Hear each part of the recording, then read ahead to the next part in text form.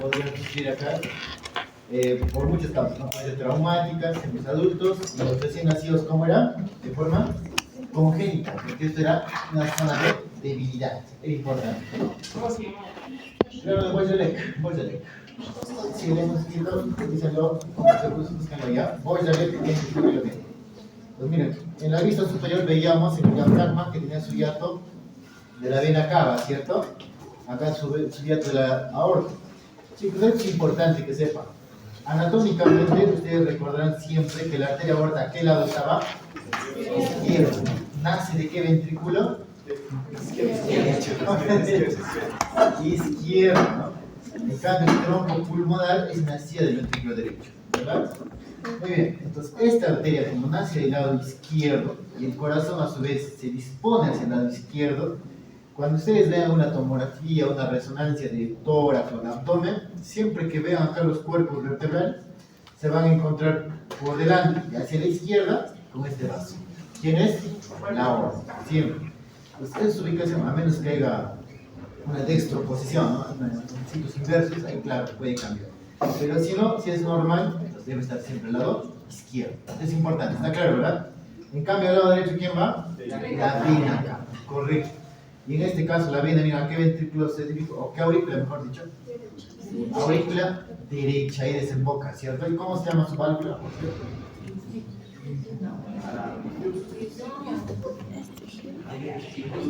Arancio Wilson Skills. Exacto. Gracias. Tórax, chicos, tórax. Opciones. Marcar si no hace. ¿Qué diría el doctor? Reinaldo. Claro, es la válvula de Eustaquio. ¿Por qué me dice TBS, Arancio? Chicos, miren acá. Chicos, otro datito que es importante para que veamos en la cara inferior, para repasar un poquito. ¿Qué es esto de acá? Esófago, ¿cierto? En esta parte inferior, ¿con qué va a limitar la parte inferior? Con el estómago, ¿cierto? Específicamente con el esfínter del cardias, recuerden, ¿verdad? Pues, pero este de acá, el esófago, a su vez, cuando pasa por el diafragma va a tener sus dos troncos vagales, ¿cierto? ¿Cómo se llaman los troncos vagales? Anterior y posterior, ¿ya? El anterior viene de qué vago? Derecho, izquierdo. Ajá, ¿bien? Para que no se olviden, ¿no? Ahí que hay un dilema, para que no se olviden. Anterior, miren. ¿Con qué escribe con una vocal, cierto? Es el vago izquierdo. En cambio, el posterior es con una consonante, ¿cierto?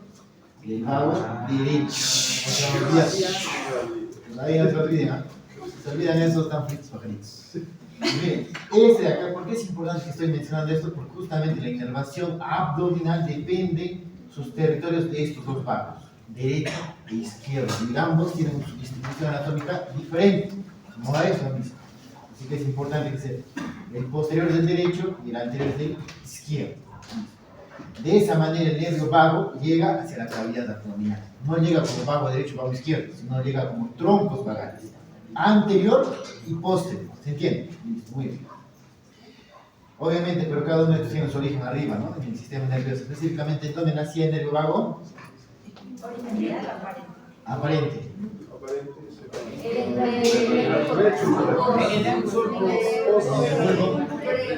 Preolivar, retroolivar. Retroolivar. En el preolivar solo estaba el 2, en el retro estaba el 9, 10 y el 11. Ya, muy bien. ¿Cuáles eran sus núcleos del vago?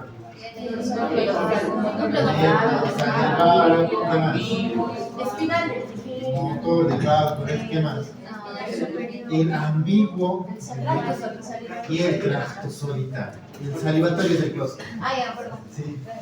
Ya, muy bien. ¿Se recuerdan esos orígenes? Tienen que recordar porque vago, chicos, vago va a ser nuestro nervio en abdomen y retroperitoneo. Así que es importante que repase. ¿Por qué? Porque es un nervio parasimpático craneal que llega hasta la cavidad abdominal. ¿Cierto? Muy bien.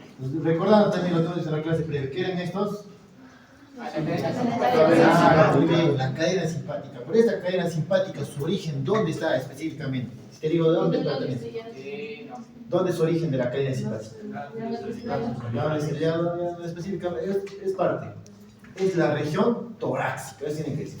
La cadena simpática, su origen, nace a nivel torácico. Esa idea lo debe olvidar. ¿Por qué? Porque si recordamos en médula espinal cuando vimos, había modificaciones en la sustancia gris, ¿se recuerda? La sustancia gris anatómicamente tiene sus astas anteriores y astas posteriores, ¿cierto? Y anatómicamente, a nivel torácico, se modificaba y formaba astas laterales. Y ahí se formaban unos núcleos específicos que eran la columna intermedio lateral, ¿se recuerdan? Y a nivel torácico, ¿qué función tenía? Simpático. Entonces, a partir de esa columna es que nace esta cadena. ¿Se entiende? O sea, su origen real de la cadena simpática, ¿dónde es? En el asta lateral de la médula espinal torácica. ¿Se entiende? Entonces, eso es importante. Por eso es que hablábamos en neuro de eso, ¿no? De las astas laterales. Y a nivel sacro, las astas laterales, ¿qué función tenían? Parasimpático. Recuerden eso, es muy importante. Pues significa que una vez que nace a nivel torácico la cadena simpática, no se queda ahí. Tiene que mandar esa función a todos los órganos del cuerpo.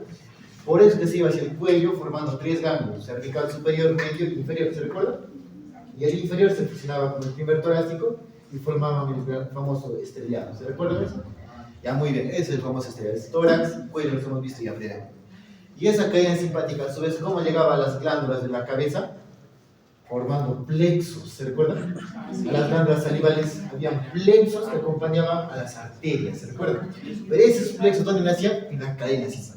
Por eso es importante la cadena simpática. Ahí nace la función simpática. Si tú lesionas la cadena simpática, ¿qué vas a tener en la cabeza, por ejemplo? El famoso síndrome de Horner. ¿Se recuerda el síndrome de Horner? Claro, es lesión de la cadena simpática. Eso es. Entonces se entiende la función simpática, cómo nace el sistema nervioso en la médula espinal, cómo se distribuye a nivel de los cuerpos vertebrales a sus lados, ¿cierto? Las dos cadenas. Y cómo desde el tórax se va hacia arriba al cuello y baja también hacia la región retroperitoneal. Está bajando acá. Y también baja hasta la región pélvica incluso. ¿Por qué? ¿Por qué tiene que bajar? Porque a nivel pélvico necesitamos también función simpática, para lo que vos puedes explicar. La vejiga, correcto. Y los órganos reproductores igual necesitan inervación simpática. ¿Se dan cuenta? Entonces, para eso baja, para eso baja. Y también, obviamente, para inervar los órganos del abdomen. ¿Se entiende la idea, verdad? Entonces, eso es importante que quede claro. Ahora, ya que estamos hablando de inervación, vamos a saltar un poquito de irrigación para explicar bien inervación, ¿ya? Pues miren, esta imagen es importante que recuerden. Los cuerpos vertebrales de la columna, torácica, lumbar, etc. Estamos viendo cómo acá nacen las costillas, ¿cierto? Bien bonito. De los nervios raquídeos, los que están naciendo los nervios intercostales, ¿cierto? Y acá abajo van a formar el plexo lumbar. Esos nervios raquídeos propiamente, ¿qué función están dando al cuerpo? Inervación somática, ya sea motora o sea sensitiva. ¿Se entiende, no? Entonces, por eso es que cuando tienes un golpe o algo que te punza, te escuece acá, tienes dónde localizar, ¿cierto? Localizas exactamente. Pero en cambio, cuando es una inervación diferente, que es la visceral, es esa de acá. ¿A ustedes les he explicado, no? Inervación visceral, ¿no? ¿No se explicado? No. Ahí ya, perfecto.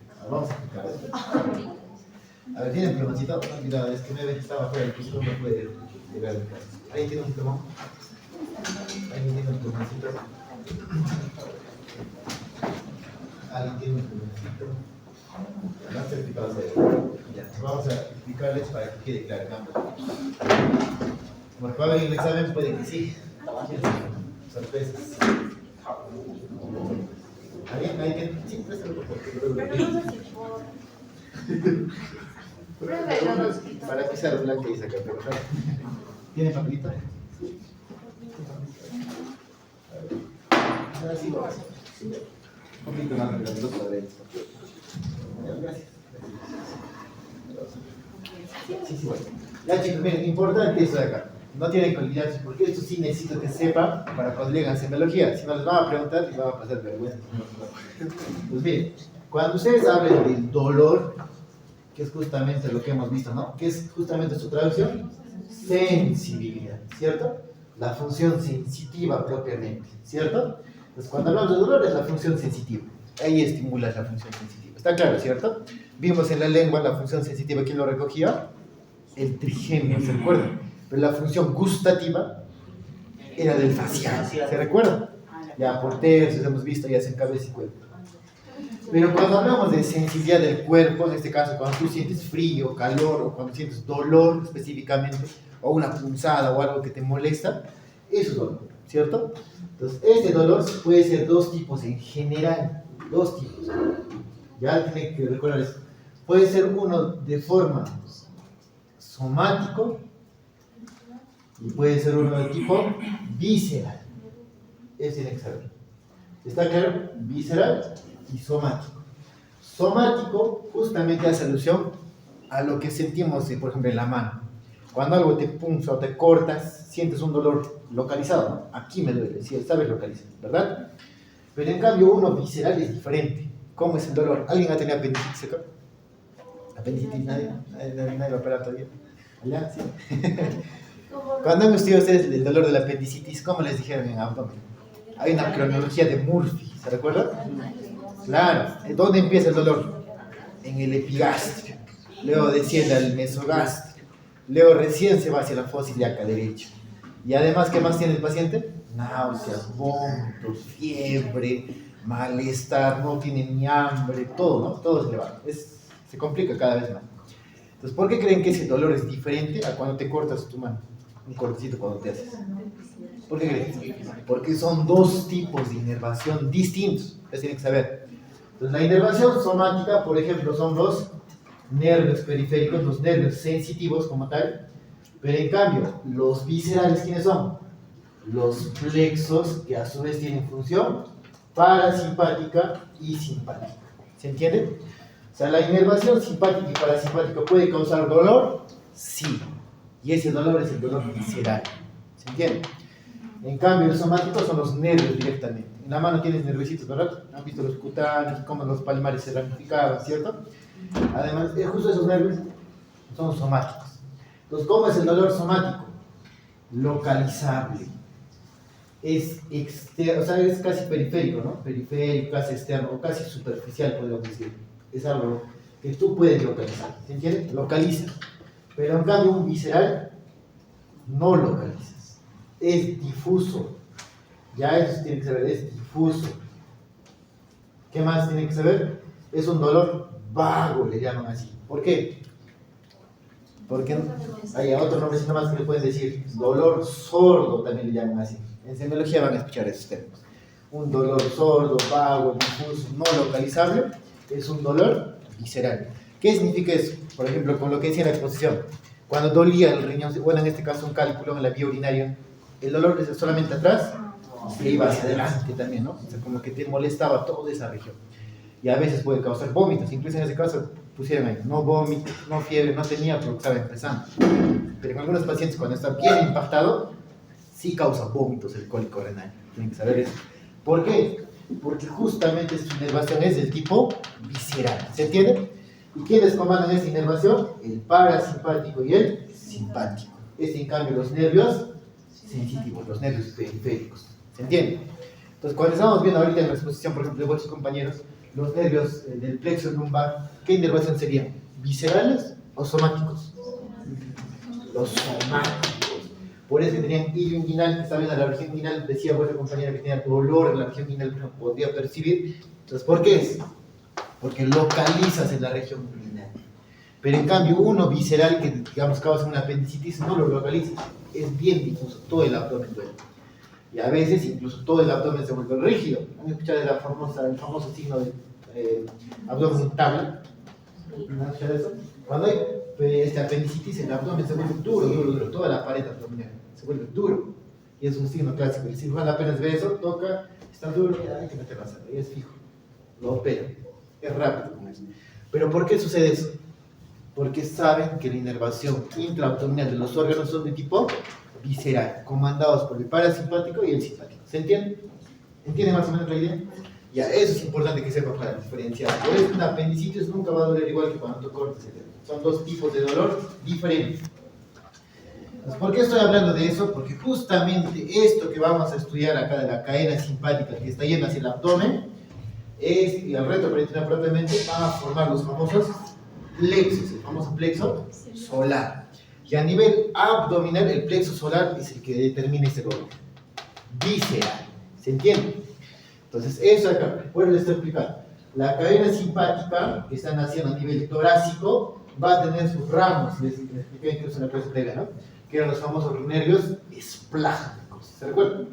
Desde T6 a T9, ¿qué esplágnico nacía? Mayor. T10 y T11, menor. Y T12, el esplágnico, y son ramos de la cadena simpática que van a meterse hacia el abdomen, atravesando los pilares del diafragma. ¿Cierto? Eso es importante.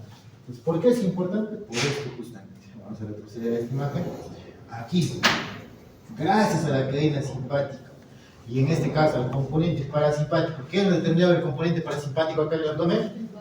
El vago, correcto. Gracias al vago y a la cadena simpática se va a formar este plexo. ¿Qué plexo es este?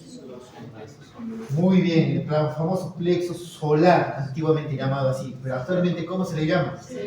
Plexo celíaco, correcto, muy bien. Vamos, miren. En el plexo celíaco vamos a encontrar ganglios. ¿Qué ganglios vamos a encontrar? Miren, acá está justo. Claro, muy bien. Justo por eso estamos a ver que la aorta tiene su tronquito a ese nivel, ¿verdad? ¿Qué tronco es ese? Tronco celíaco, correcto. Y alrededor del tronco celíaco va a tener sus ganglios celíacos, bien. Por debajo de esta arteria va a haber otra arteria. ¿Qué arteria es esta? Mesentérica superior, esta de acá, ¿verdad? Mesentérica superior. ¿Y cómo se llamaría este ganglio que está rodeando la mesentérica superior? Claro, el ganglio mesentérico. Muy bien, el ganglio mesentérico también, correcto. Miren esa arteria, ¿cómo se llama esta arteria que está en esa lateral? Las arterias renales, correcto. ¿Cómo se llama este ganglio que está entre aorta y la renal? Claro, aórtico renal. Estos ganglios de acá conforman el plexo solar, también llamado plexo celíaco. Los ganglios celíacos, el ganglio mesentérico y los ganglios aórtico renales. Y miren lo que hacen estos ganglios. ¿Qué forman? No es el nombre de la araña, es un plexo, pero se comporta como una tela, ¿no? De araña. Es un emarellado que está acompañando a los vasos. ¿Se recuerdan dónde había eso? En la cabeza, ¿no? Lo mismo sucede en el abdomen. O sea, ¿qué hace el sistema nervioso? Simpático y parasimpático en este caso.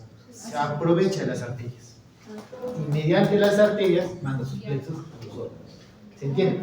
Por eso es que se disponen en relación a la aorta, porque saben que la aorta va a ir a todos los órganos intraabdominales. Entonces se ponen ahí y justamente la usan. Por ahora. Entonces, miren, está claro así, ¿verdad? Entonces, miren, vean esta imagen que es bastante gráfica. Esta imagen es bastante gráfica. Acá es una imagen anatómica, pero es una imagen más didáctica. ¿Por qué quiero que recuerden esta imagen? Porque acá se explica, miren, cómo los nervios esplágnicos torácicos, porque es de la cadena simpática torácica, llegan al plexo celíaco. Y miren, ¿quién más va a llegar a ese nivel? El nervio vago, como este nervio parasimpático propiamente. Miren, ¿qué más sucede? Una vez que se forma el plexo celíaco, va a haber un plexo que está para abajo. Y acá va a haber otro gangliecito que es justamente en relación a la mesentérica inferior. Entonces, ¿cómo se llama este plexo que está entre los dos mesentéricos, entre las dos mesentéricas? Claro, es el plexo intermesentérico, ¿cierto? Y una vez que se forma acá los ganglios mesentéricos inferiores y el plexo mesentérico inferior, ¿cómo se continúa para abajo? Como plexo hipogástrico, ¿entienden? O sea, si yo veo la mesentérica inferior, para abajo veo un plexo nervioso, todo eso es el plexo hipogástrico. Solo que el hipogástrico, en este caso, miren, si se recuerda, aquí va a estar colindando ¿con quién? Con la cavidad pélvica. Aquí va a estar el sacro, ¿cierto? Va a estar con sus huesos ilíacos. Antes, ¿cómo se llama esta unión? Miren, chicos, ¿cómo se llama esta unión? Entre L5 y el sacro. Promontorio, correcto. Una vez que este plexo hipogástrico pasa el promontorio, se convierte en plexo hipogástrico inferior. Y el que queda arriba, plexo hipogástrico superior. ¿Han visto esa literatura?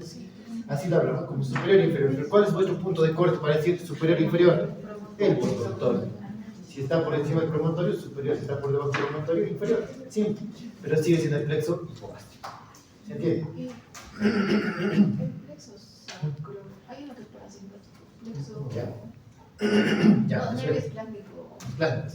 Muy bien, eso es importante que sepan. ¿Se recuerdan cuando les decía la médula espinal, asas laterales a nivel lumbosacro, qué función tenía? Parasimpático. Muy bien. Esos ganglios, bueno, en este caso, esa función parasimpática van a ser directamente de la médula, pero mediante esto de acá, estos esplánicos que están acá. Y se van a recordar de la siguiente manera. Hay dos tipos de esplánicos a este nivel. ¿Ven acá? Esplánicos sacros y esplánicos pélvicos. ¿Se ve? ¿Se ve, no? ¿Cuál es la diferencia entre los dos? Uno nace sacro, otro es pélvico. No, ¿cuál es la diferencia? Uno es simpático y otro es parasimpático. ¿Cuál es cuál? Para que no se olviden. Pélvico se empieza con P. Parasimpático. Sacro empieza con S. Simpático. ¿Se entiende? Estos esplágnicos sacros, miren esta imagen, por eso es importante que vean las imágenes a veces. Esta es una imagen de mi crédito, ni siquiera es un libro complicado. Miren esto. ¿De dónde está viendo el simpático, el sacro en este caso? Miren, de la cadena simpática. En cambio, el pélvico, miren, está cortado porque están haciendo el plexo sacro. Específicamente los nervios raquídeos de este nivel. No nace de la cadena simpática. Porque la cadena simpática, su función solamente es simpático, eso no te dice, no, cadena simpática, no te dice parasimpática, es solo simpático. En cambio, el esplánico pélvico nace de los nervios que van a formar el plexo sacro. Eso es importante, ¿se entiende? Eso es importante que sepan. Miren acá, por si acaso, ¿dónde termina la cadena simpática? Alguna vez pregunté en el anfies. Ahora no preguntes eso. ¿Cómo se llama este ganglio? El ganglio impar de Wark, así se llama. Ese ganglio es importante porque ahí es donde termina, miren, al nivel de la base del coxis, ahí termina la cadena simpática. Y es justamente en este punto donde se fusionan las dos cadenas simpáticas. ¿Oído? Ahí termina. ¿Dónde nacía? A nivel torácico. ¿Dónde termina? Abajo, en el ganglio impar. ¿Se entiende? Es importante. ¿Está claro hasta acá más o menos cómo se forma la conformación parasimpática y simpática? A este nivel, en el plexo celíaco, ¿quién daba la función simpática? Los esplágnicos torácicos. Vean, el mayor, el menor y el ínfimo. ¿Se recuerdan? Los tres. ¿Y quién daba el parasimpático? El vago. Bien.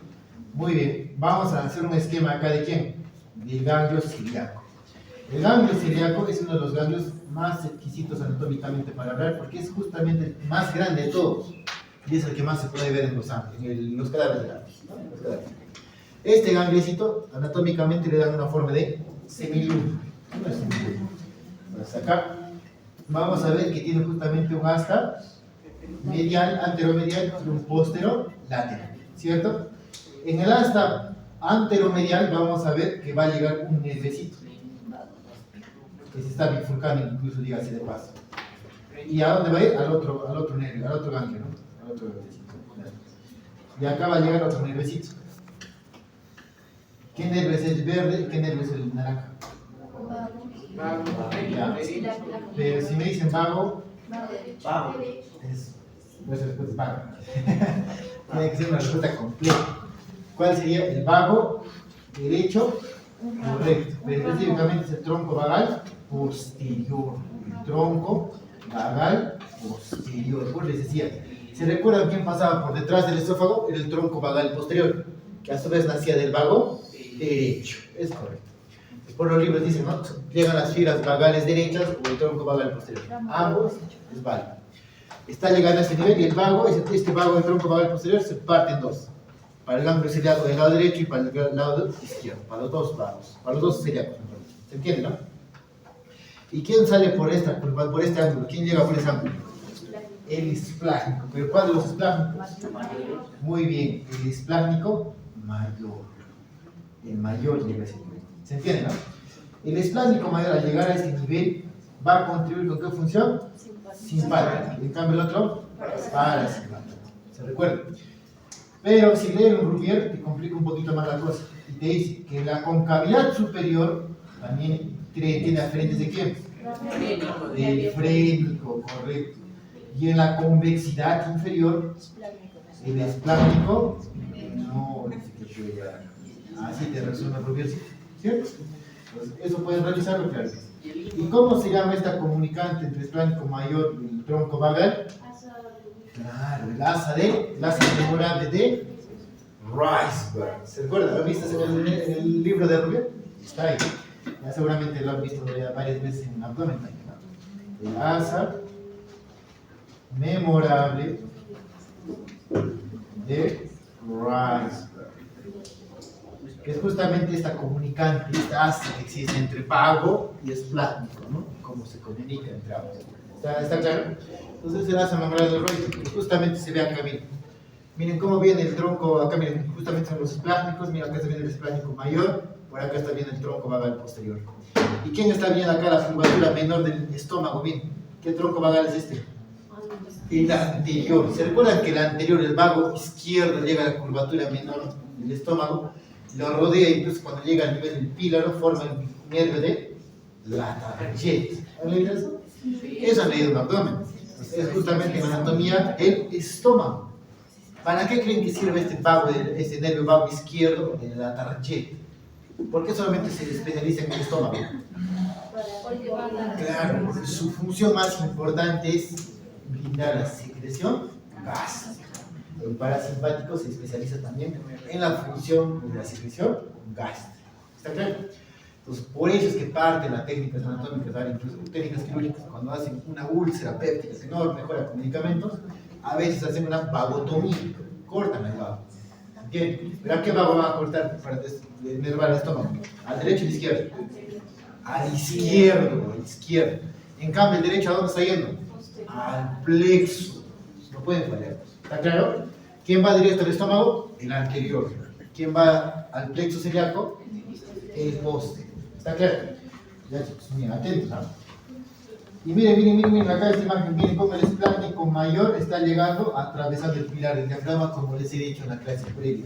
El esplástico menor igual, miren, va hasta acá abajo y también va hacia la parte inferior del abdomen. ¿Se dan cuenta? Ahí está anatómicamente.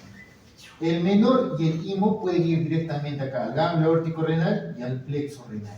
Así que más o menos se relaciona como el riñoncito en este caso. ¿Está claro? Ya, vamos a ver, vamos avanzando.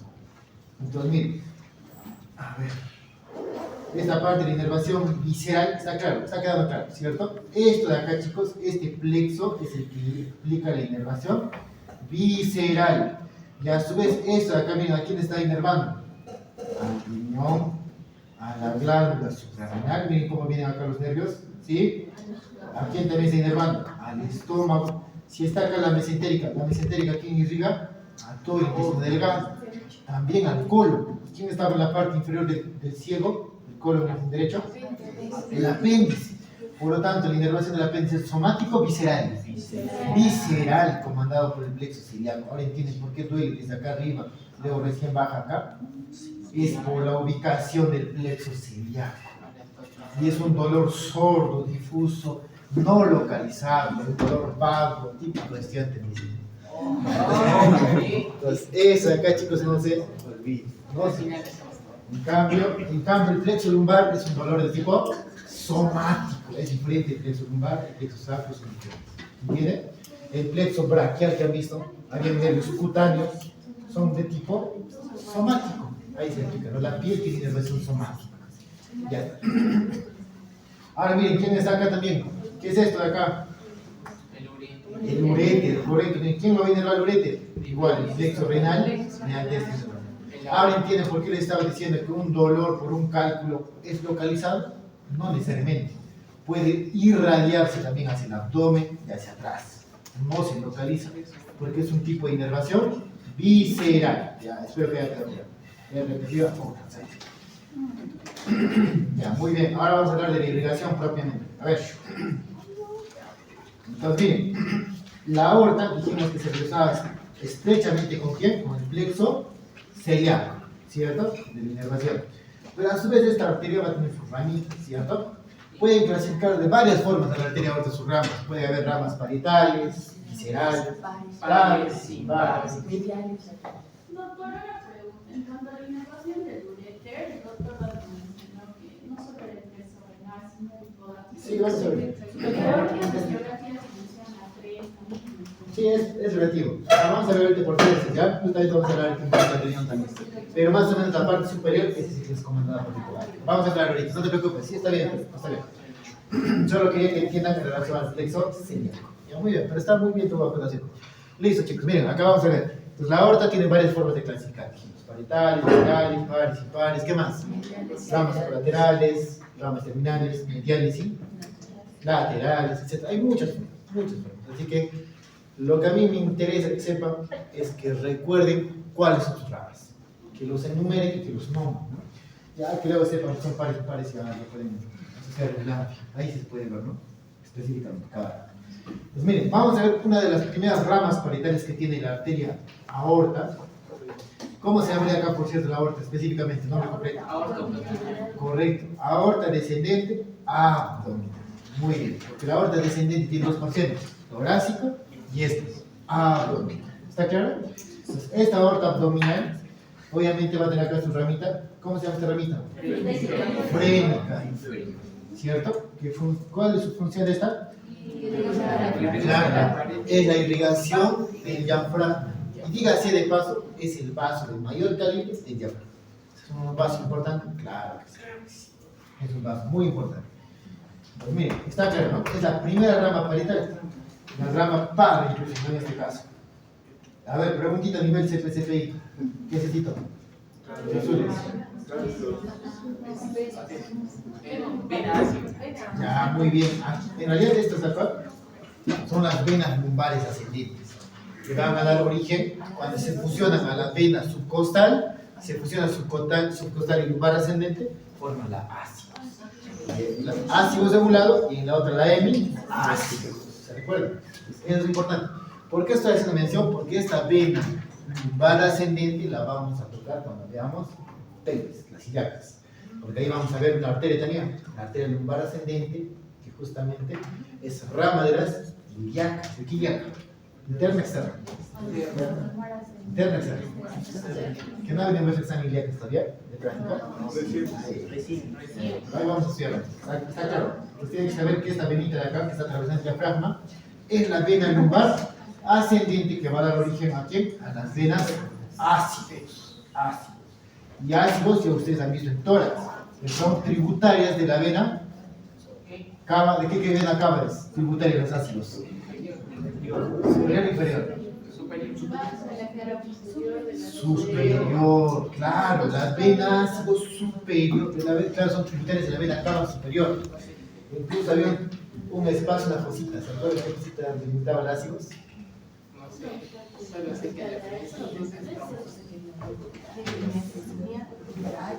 Quería enseñar todas las cosas. Ya vamos a repasar mucho ya. Pero ahorita quiero que recuerden que las lumbares ascendentes están discurriendo el retroperitoneo, pero van a formar ¿a qué? A las ácidos. Y las ácidos son tributarias de las cavas superiores, no de la inferior, ¿no? De la superior, de arriba, hacia arriba. Muy bien, está claro. Entonces vamos a ver, antes de entender en las imágenes propiamente, vamos a hacer un repasito aquí, en este gráfico. Este gráfico de palitos nos ayuda a recordar las ramitas en realidad de toda la aorta. Okay. Pues miren, primer dato importante. ¿A qué nivel aparece la aorta abdominal? A nivel, bueno, ¿con qué nivel vertebral se relaciona? T12, a este nivel está apareciendo. ¿Por qué? Porque el diafragma se está insertando a nivel de T12, ¿cierto? Y forma acá el hiato aórtico, por eso que hablamos de T12. Ya es importante, está claro. Y a nivel de T12, ¿qué arterias estaban haciendo? Miren, frénicas inferiores, ¿correcto? Muy bien. ¿Qué otra rama nace a este nivel? Incluso ya casi con L1 colindando. Ya, acá primero adelante. El tronco celíaco. Y acá, chicos, miren, a nivel de L1, ¿qué otra arteria nace importante? Miren esta. La renal, correcto, ¿está claro? Miren, las más importantes. Frénica inferior, tronco celíaco y la renal. Pero además han visto que unas ramitas seguramente ya han visto. De la renal, miren cómo nace una pequeña ramita. De la frénica inferior nace otra ramita. Y de la aorta directamente nace otra ramita. ¿Quiénes son? Las suprarrenales, porque por encima del riñón va a estar la glándula suprarrenal. De la frénica inferior van a ser la suprarrenal superior. De la aorta, la suprarrenal media. Y de la renal van a ser la suprarrenal inferior. Importante. La glándula suprarrenal, tan pequeñita como es, tiene 3 fuentes de irrigación. 3 fuentes. ¿Está claro? La superior, media e inferior. La superior, ¿dónde nace? De la frénica y la inferior. Ya que se puede meter la lengua. A veces se equivocaba. Ya, tienen que tener cuidado con la nomenclatura al momento de escribir. Ya, miren, ¿qué más, chicos? Miren, ya reconozco las arterias renales, ya veo la irrigación de la suprarrenal. Voy a ver también que a nivel de L1, casi con L2, ¿quién nace? Las gonadales. En el varón testicular, en la mujer ovárica, correcto. Es importante, entre L1 y L2 pueden hacer esos vasos gonadales. ¿Está claro? A nivel de L3, ¿qué van a hacer? Miren acá en la línea media. Claro, ¿cómo se llama ese tronquito que dibujó ahí? Mesentérico inferior. Acá está, la arteria mesentérica inferior. ¿Ya? Entonces, eso es importante, la arteria mesentérica inferior, y acá sería la mesentérica superior, a nivel de L1. Cada arteria tiene su nivel, ¿cierto? ¿Está claro? Ahora, a nivel de L4, ¿qué sucede? Miren, ¿qué sucede acá? No, a nivel de L4, ¿qué pasa? La aorta, claro, termina. A nivel de L4 termina la aorta. Entonces, a ese nivel se bifurcan sus ramas terminales. ¿Quiénes son? Ilíacas comunes. Y las ilíacas comunes a su vez se bifurcan en ¿quiénes? Claro, ilíaca externa y ilíaca interna. Muy bien. Pero hay otra rama terminal acá al medio. La sacra media, correcto. Miren, si se han percatado, no he mencionado todavía hasta ahora, en cada nivel, acá hay un número, miren, con una arteria que dice lumbar. Lumbar. ¿Cómo se llaman esas arterias? Son arterias parietales llamadas arterias lumbar. La primera lumbar a nivel de L1. La segunda lumbar, L2. La tercera, L3. La cuarta, L4. Y la quinta, L5. Pero rama de la aorta, ¿no? Eso, muy bien. La quinta lumbar ya no es rama de la aorta. ¿Por qué? Porque la L4, a nivel de L4 se le quedó la aorta. Hasta ahí llegó.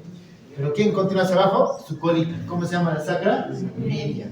Por eso es que la sacra media da como rama colateral a la quinta lumbar. Y además a sus ramas sacras laterales. ¿Se recuerda? Entonces las sacras laterales son ramas ¿de quién? De la sacra media. La sacra media está bajando y se ramifica hacia afuera. Sacras laterales. ¿Se entiende, no? ¿Y dónde termina a ver la sacra media? Eso no lo sentían bien, profesor. ¿Ustedes saben? ¿Dónde termina la sacra media? ¿Dónde? Con la rama del tronco posterior de la arteria interna. No. La rama medial, que es la paraíso, y la rama lateral, que es No, acabo de decir.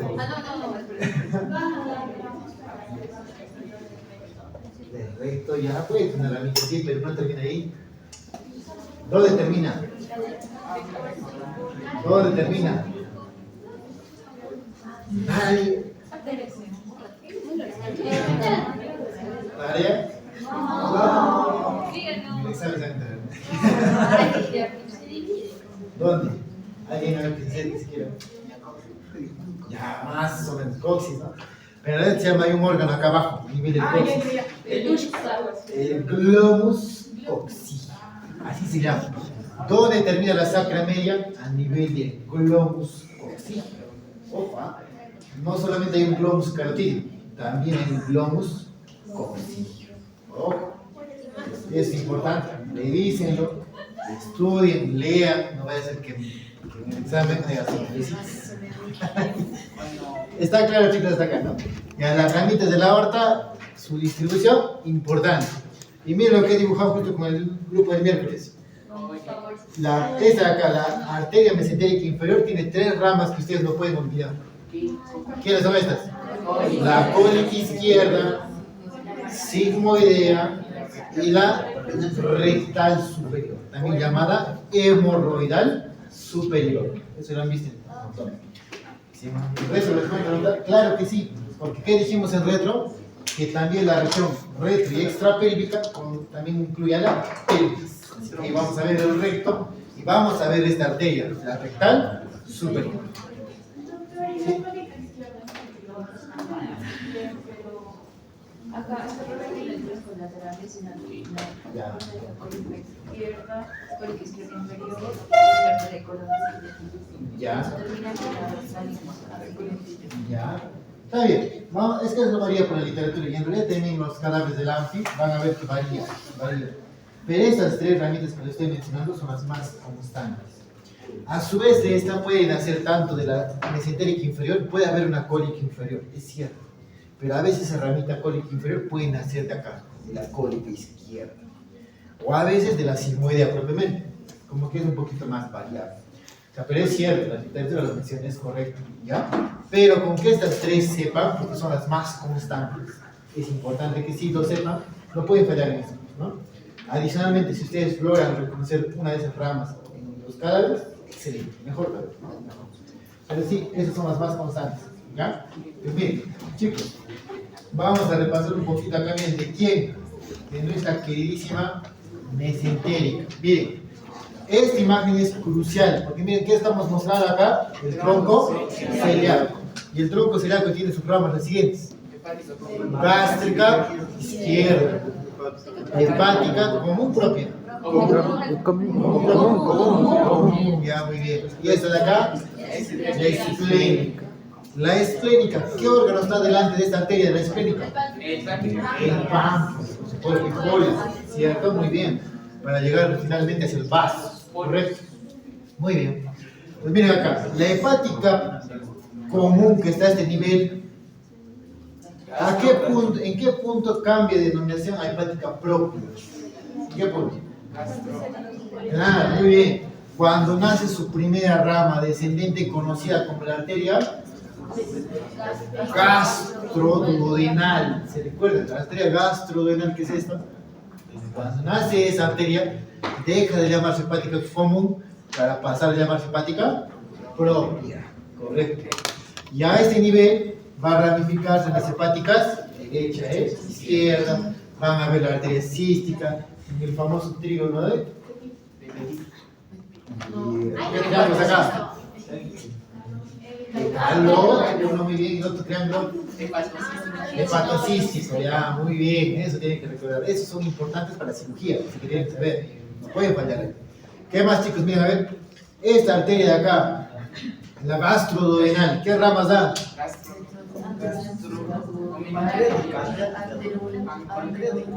Hay la pancreato duodenal. ¿Cuál es? ¿La anterior o la posterior? Ya. Pueden hacer acá. Tienen sus ramitas. Pancreato duodenal. Anterior superior, posterior superior. ¿Cuál es colateral? ¿Y cuál es terminal?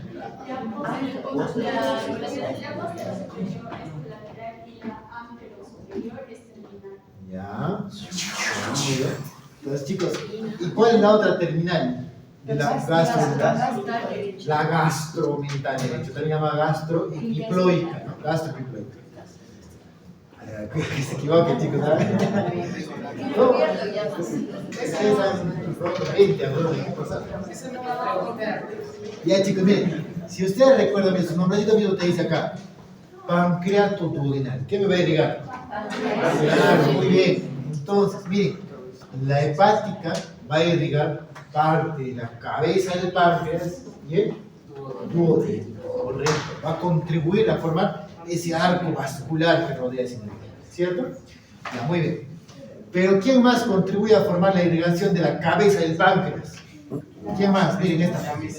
La mesentérica superior, como esta ramita de acá. ¿Cómo se llama esta rama? Claro, muy bien. El pancreato del inferior, que se bifurca en dos. Anterior y posterior. Muy bien. Y se forma todo un círculo vascular. ¿Se recuerdan de este abdomen?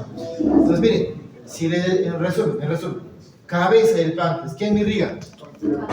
Hepática y mesentérica, con sus ramas pancreato. ¿Está claro? Me irriga tanto al páncreas como al duodeno. ¿Está claro? Doble sistema de irrigación. Ambas ramas de la aorta. ¿Ya? ¿Está claro? Tanto el tronco celíaco como de la mesentérica superior en este caso. ¿Qué más? ¿Qué función más tiene la mesentérica superior? Claro, miren, irriga, obviamente, todo el intestino delgado. Muy bien. Tiene sus ramas yeyunales, tiene sus ramas ileales, ¿cierto?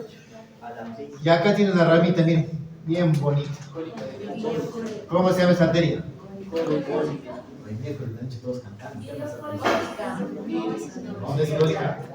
Iliocólica. Ya, así le voy yo, correcto. La arteria iliocólica. Y su rama, su nomenclatura larga y antigua. Muy bien. Ilio y seco apendiculaocólica. Ya. Esa arteria, miren, esta arteria iliocólica va a tener su ramita, miren acá abajo. Apendicular, va a tener sus ramas al ciego. Secal anterior, secal posterior, por eso se llama ilio biseco, bis 2. Seco, ciego. Anterior y posterior. Apéndiculo porque va a dentro del apéndice, ¿no? Y cólica porque va a dar acá sus ramitas. ¿Qué cólica es esta de acá? Claro, va a ir justamente hacia el colon ascendente. No hacia el colon ascendente, que tiene su ramita cólica ascendente. Va a llegar obviamente para formar parte de la vascularización del colon, del marco cólico. ¿Se recuerda? Ya, esta es la cólica derecha, izquierda, media. ¿Cómo se llama esta arteria? Claro, la derecha. Ya a este nivel van a hacer otra cólica. La cólica, esta de acá viene. La cólica media. La cólica media.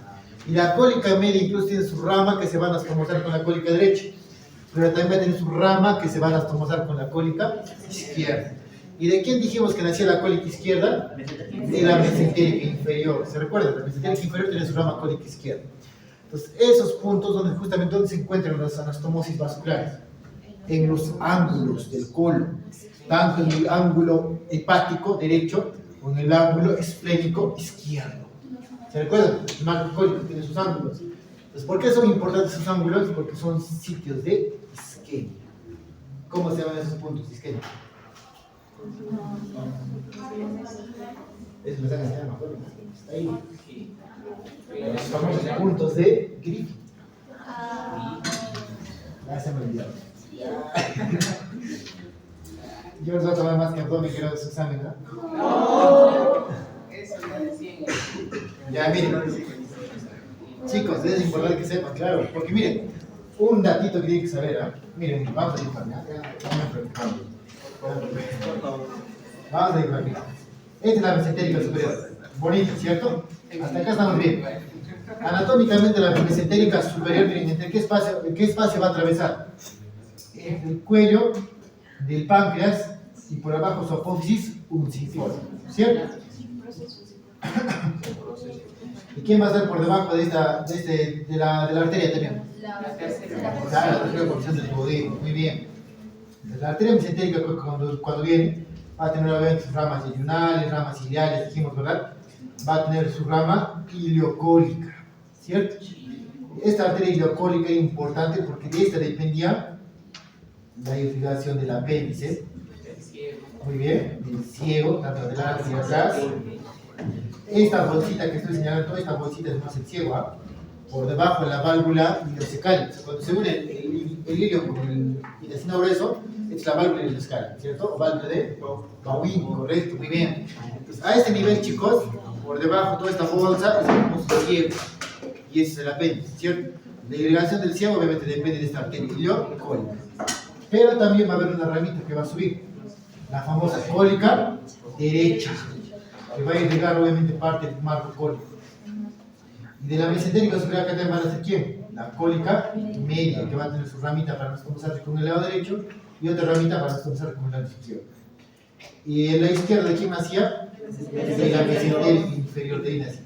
¿Y dónde se va a encontrar esta anastomosis? En los ángulos derecho e izquierdo. Estos dos puntos de los ángulos justamente son los sitios de isquemia del colon más riesgosos, los de más riesgo, porque son poco vascularizados, son ya prácticamente capilares que se encuentran a ese nivel. ¿Está claro? Pues esta anastomosis vascular, miren, chicos, que está alrededor del colon, ¿cómo se llama? No, este es el arco de Drummond. En cambio, el arco de Riolano es solamente la anastomosis de la cólica izquierda con la cólica media. Ese es el arco de Riolano. Son dos arcos.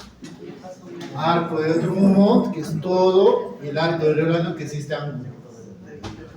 Es abdomen, ¿ah? ¿Cómo? ¿Cómo, chicos? Esto acá es importante porque este arco vascular de Briolano sí se ve en la cirugía, ¿sabes? Sí se ve en la cirugía. ¿Por qué? Porque es frecuente que a veces hagan oclusión los pacientes y hacen colectomías, operan colon, diseccionan colon.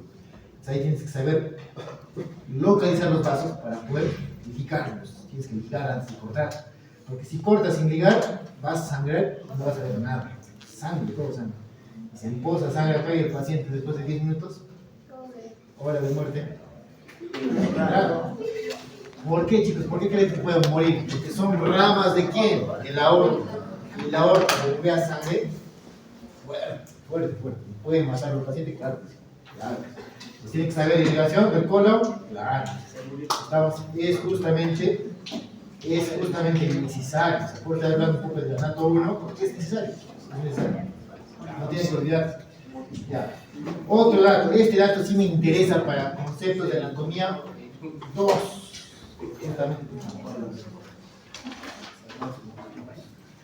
Miren, si ustedes logran ver bien esta imagen, existe una pinza vascular entre la aorta y la mesentérica superior, ¿cierto? Es como un ángulo ahí. Pues, ¿qué pasaría si por alguna razón esta pinza, digamos un tumor por fuera, lo comprime? ¿Se va a cerrar o no se va a cerrar? Ya, muy bien. Pues puede haber problemas, claro. ¿Qué estructuras están dentro de la pinza vascular? Aorta mesentérica. La tercera porción del duodeno. Muy bien. ¿Quién más? Proceso uncinado del páncreas. Correcto. ¿Quién más? Eso, muy bien. La vena renal izquierda. Acá está. Esta. Miren, acá está la pinza. ¿Qué venita está pasando por acá? La vena renal izquierda. Y si ustedes han visto en el ANFI, una tributaria de la vena renal izquierda es la vena una. Muy bien. Pues, ¿qué pasaría si por una razón se ocluye esta pinza? Va a haber dilatación de esta vena gonadal. Y en el varón sí también se ve clarito. El famoso varicocele. Son como varices a nivel de escroto. Busquen a ver la imagen. Parece que sale. Es horrible. Pero eso, chicos, miren, si ustedes ven un paciente con varicocele, ven un paciente con varicocele joven nada más, y ocasionalmente tiene dolores abdominales, ha bajado de peso, ya su carita ha cambiado incluso, todo porque claro, probablemente esté en un cuadro tumoral, puedes pensar en eso. ¿Dónde vas a pensar que es el tumor? En este. ¿Se dan cuenta por qué es importante saber eso?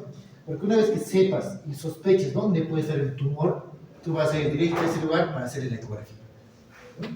Ya ahí puedes ver una masa, ya pues lo mandas a quitar su tomografía, resonancia, etc. Pero miren, chicos, esta unión donde está la vena mesentérica superior es crucial. ¿Por qué? Porque ¿con quién se relaciona acá? ¿Con quién también les dije? Con el páncreas. Y a veces, créanme, el cáncer de páncreas está aumentando su incidencia. Antes era raro, ahora está siendo cada vez más frecuente. O sea, pueden toparse con un paciente con cáncer de páncreas que me cause una oclusión de una pinza aorta mesentérica. Claro que sí. ¿Y cómo puedes encontrar a tu paciente? Con su varicocele. ¿Se dan cuenta? Un simple varicocele puedes hacerte diagnosticar un cáncer. ¿Qué más te puede hacer pensar? Si se trombosa la vena, ¿puede pasar eso? También se puede hacer trombosis. ¿Puede haber más causas también? Claro que sí, puede haber displasia, etc. Hay muchas enfermedades. O sea, muchas enfermedades puedes sacar solamente con saber anatomía. Ya está. ¿Está claro? Entonces, preguntable, obviamente que sí es rentable para eso. ¿Está claro? No lo olviden, ¿no? No lo olviden. Claro, ¿qué más? Miren, si está acá el duodeno, ¿qué puede pasar también si se ocluye el duodeno? Va a haber obstrucción intestinal. Y si no pasa los alimentos, ¿qué va a pasar? Vómitos. ¿Está claro hasta acá? Ya, muy bien. Otro concepto que tenemos que saber. Acá esto es en relación a la mesentérica inferior. Dijimos que una de sus ramas, ¿quién era? La rectal superior. Y acá estamos viendo al bonito recto. Al recto. Entonces, el recto, chicos, es importante. ¿Por qué? Porque es un órgano anatómicamente curioso. Tiene una irrigación triple irrigación. ¿Y saben a quién se parece? Al esófago. El esófago, que la vía de entrada tiene triple irrigación, y la vía de salida, el recto, triple irrigación. ¿Está claro? Es importante. ¿Se parecen en esa parte? Claro. ¿Qué es la irrigación del recto? Rectal superior, rectal media, rectal inferior. Pero ¿por qué estoy diciendo esta imagen? ¿Por qué creen que es importante? Porque justamente estos tres territorios vasculares, una vez que irrigan al recto, ¿qué van a generar? Tres lechos venosos. Va a haber tres drenajes también, ¿se entiende? Pues son prácticamente sistemas que se encuentran a este nivel, por eso es importante. ¿Está claro? Miren, la arteria rectal superior, ¿rama de quién era? De la mesentérica inferior, correcto. Mire la rectal media, ¿de quién rama? De la ilíaca interna. De la ilíaca interna va a ser la rectal. Claro. Ahora miren, en cambio acá la rectal inferior, ¿rama de quién va a ser? Lean acá, pudenda, de la pudenda. La pudenda es una arteria que va a estar justamente en el piso pélvico. Piso pélvico. ¿De qué rama? ¿Se rama de quién? Está interna. Y la que está pero es el brazo abierto. ¿Quién es? Interna externa. Es una terminal de la interna externa. Interna. En cambio, la media es una colateral de la interna. O sea, a estas dos ramas, la rectal media y la rectal inferior, pertenecen indirectamente a la ilíaca interna. ¿Está claro? En cambio, esta de acá pertenece a la mesentérica. Pues mira, está claro. La irrigación se dispone de esa manera. Algo similar sucede en el drenaje venoso. Ya. Algo similar sucede en el sistema venoso. Acá miren, el plexo venoso superior, rectal superior, ¿a dónde va a ir? A la vena mesentérica inferior. En cambio, el plexo venoso rectal medio y rectal inferior van a ir a la ilíaca interna. Y la ilíaca interna es rama de la ilíaca común. Y la ilíaca común es rama de la vena. Correcto. Eso. Miren, ¿por qué es importante? Porque ustedes tienen que saber que en el cuerpo tenemos varios sistemas venosos, ¿cierto? Hay un sistema venoso pulmonar, ¿se recuerda? Que está justamente en relación ¿con quién? Con el ventrículo derecho y la aurícula izquierda. Es un sistema de drenaje venoso cerrado, pequeñito, que justamente se vincula con la función oxigenatoria del pulmón, ¿cierto? Pero a nivel abdominal vamos a encontrar otro sistema venoso. ¿Saben cuál es? La vena porta. La vena porta, que la han visto en el abdomen, ¿cierto? La vena porta, ¿dónde termina? ¿En el corazón o en dónde? En el hígado. Ahí termina. Y el hígado recién con las suprahepáticas lo manda a la cava para que llegue al corazón. Pero su destino de la vena porta es el hígado. Al hígado. Claro, es una tributaria del hígado. ¿Ya? Entonces, es importante. ¿Por qué? Porque esta vena porta se va a formar ¿de dónde? De las venas que están en relación al estómago, al intestino, y también parte del colon, ¿cierto? Eso es importante. O sea, prácticamente todas esas sustancias que se absorben en el tubo digestivo, en el tracto gastrointestinal, van a ir en relación con ¿quién? La vena porta, con el sistema porta, para que en este caso se metabolice a nivel hepático. ¿Se entiende? ¿Por qué es importante esto? Porque obviamente, esto ya lo viste en el abdomen, ¿cuáles son las venas que forman a la vena porta? Claro, esta es la mesentérica superior, ¿y qué más? La esplénica, pero en realidad le llaman también con otro nombrecito, ¿no? El tronco esplenomesenterico. ¿Por qué le llaman así? Porque se forma por la vena esplénica y la mesentérica inferior, ¿cierto? O sea, miren, la mesentérica inferior, la mesentérica superior y la esplénica, todos son tributarios de la porta. Otra rama que tributa a la porta, ¿quién es? La gástrica izquierda, bien, del estómago, ¿cierto? ¿Está claro? Entonces, esto de acá es importante, obviamente, ¿por qué? Por una razón. Porque miren acá, la parte del recto, su territorio superior va a ser tributaria de la mesentérica inferior, por lo tanto, pertenece al sistema porta. Pero en cambio, miren los dos tercios inferiores, el tercio medio y el inferior, son tributarias de la ilíaca interna. ¿Y esta de quién? De la ilíaca común y la cava. ¿La cava pasa por el hígado? Solamente lo roza nomás y se va directo al corazón. Su destino de la cava es corazón. ¿Está claro? Y la cava solo recoge sangre ¿de dónde? De los miembros inferiores, pelvis, también parte del recto, y todo se va hacia el corazoncito. ¿Cierto? Entonces, por eso es que a la vena cava le llaman el sistema cava, o también le llaman el drenaje venoso sistémico, también le llaman así. ¿Está claro? Entonces, ¿por qué es importante? Porque existen patologías donde este drenaje sistémico, que la vena cava, con la vena porta se van a los síntomas. ¿Cuáles son esos cuadros? Por ejemplo, la famosa cirrosis hepática. Cuando una cirrosis, en este caso por consumo de yuppies, alcoholcito, eso, ¿no? Fibrosis del hígado, ¿qué va a pasar tu hígado? Se va a achicar. El achicarse se va a volver fibroso, pecho, duro, se cicatriza. Entonces, ¿qué va a pasar con la sangre que estaba llegando? ¿Qué va a pasar con la sangre que llega al hígado? ¿Qué va a pasar? Claro, se obstruye, no entra, pues, ¿no? No entra. ¿Qué va a hacer la sangre? Va a regresar. ¿Qué va a pasar con la vena porta? Hipertensión. Esa se llama la famosa hipertensión portal. ¿Está claro? ¿Y qué va a hacer la hipertensión portal? Va a buscar, ¿no? O sea, antes de que reviente la vena, va a buscar por dónde mandar esa sangre que se vaya al corazoncito y el corazón que lo bote a otro lugar, ¿no? Va a buscar formas. Para eso va a encontrar las famosas anastomosis. Porque lo fisiológico es que esta vena porta, miren, lo fisiológico es que llega al hígado, el hígado con sus citocromos, con sus enzimas bien bonitas, lo metaboliza, todos sus hepatocitos, ¿no? Una vez que funciona todo, va a mandar esa sangrecita por las venas suprahepáticas a la vena cava y la cava al corazoncito y el corazón lo distribuye a todo el cuerpo, ¿cierto? Eso es lo normal. Pero cuando hay cirrosis, esto se bloquea, ya no existe. Entonces la sangre va a regresar y un sitio frecuente, por ejemplo, les decía, ¿cómo se llama esta venita? Gástrica izquierda. Va a regresar por acá la sangre. Y va a irse a una tributaria de la gástrica izquierda. ¿Quién es esta? Claro, son las venas esofágicas, miren. Pero las esofágicas inferiores. ¿Se recuerdan que les decía que el esófago tiene triple relación también? Va a haber esofágicas superiores, medias e inferiores. Las arterias esofágicas medias y superiores van a ser parte de la irrigación torácica, o sea, de las cavas también. O sea, su drenaje no son de las cavas, ¿ya? Pero en cambio, la inferior, miren, la del cardias, ¿a dónde va? A la gástrica izquierda. Específicamente, ¿a dónde? Tributaria de la porta. O es que esta gástrica, perdón, las esofágicas inferiores pertenecen al sistema porta.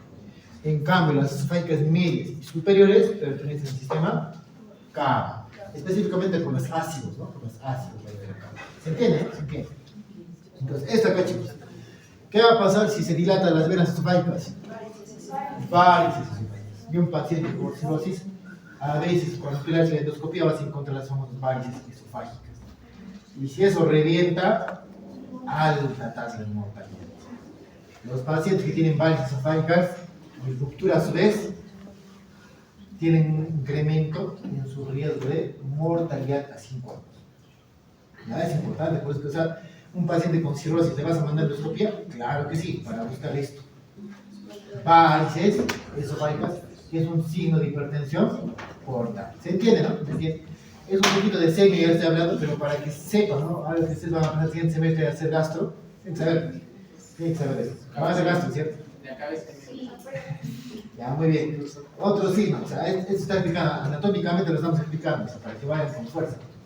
Miren, chicos, otro dato, ¿dónde vamos a ver varices? Aparte del esófago. En el recto. ¿Puede haber varices rectales? Claro, claro. ¿Por qué? Porque a nivel del recto también suceden las anastomosis.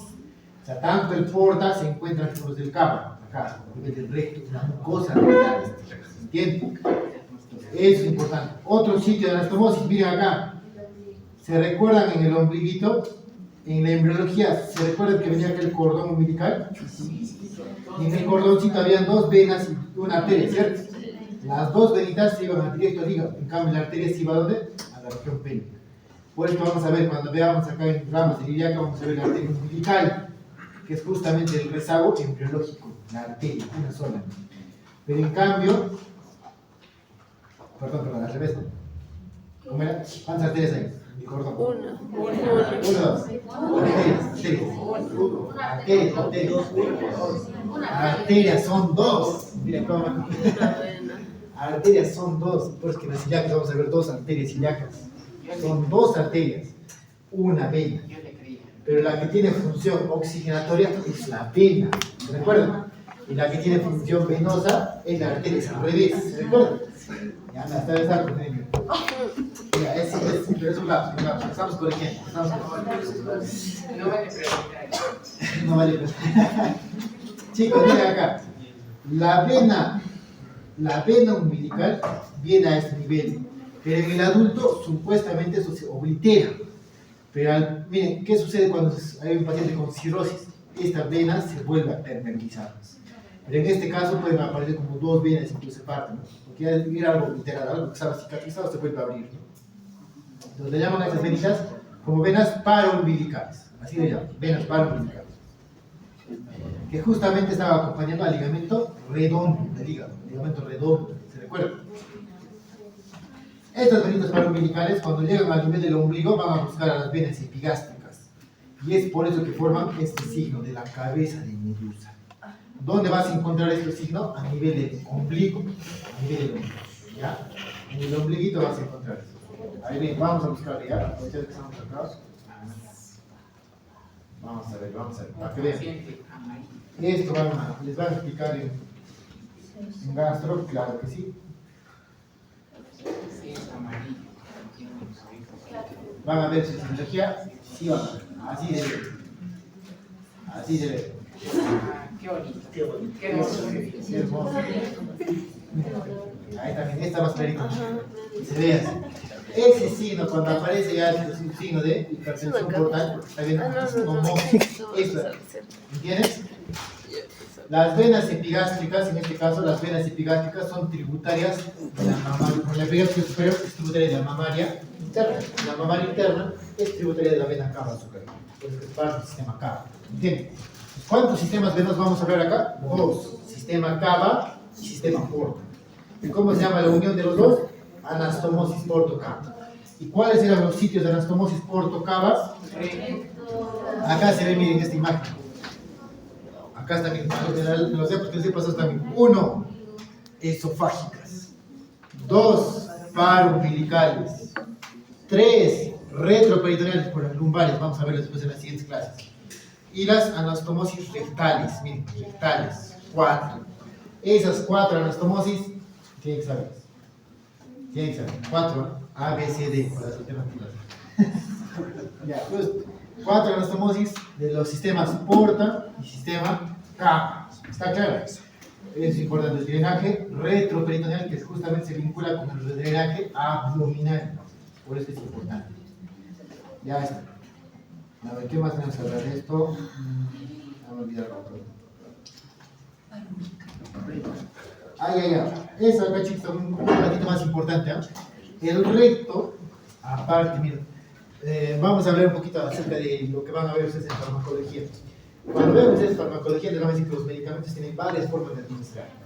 Puede ser por vía parenteral, por ejemplo, no son, ¿cierto? Las venitas siempre se han puesto.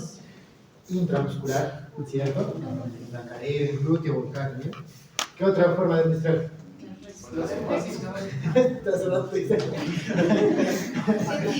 Ya, la vía oral, las venitas, ¿cierto? También existe una vía tópica, muy bien, en la piel se puede hacer con medicamentos. Muy bien, la vía rectal es otro. ¿Y otro dónde es? La vía sublingual. ¿Se recuerdan la anatomía de cabeza y cuello? La vía sublingual, ¿por qué es importante? Porque en la lengua por debajo va a haber un plexo venoso por las venas raninas. Y las venas raninas son tributarias de la yugular. Y la yugular va directo al corazón, directo al sistema nervioso. Por eso es que la vía sublingual también es una vía rápida de absorción. Es rápida. En cambio, la vía oral, cuando tú pasas la pastilla, ¿dónde va a llegar? Al estómago. Y la gástrica izquierda, tributaria de quién ya les dije? De la porta. ¿Y la porta dónde va a ir? Al hígado. ¿Y qué va a hacer el hígado? Va a metabolizar. Ahora entienden, ¿no? Porque la vía oral suele ser más lenta. ¿Por qué razón?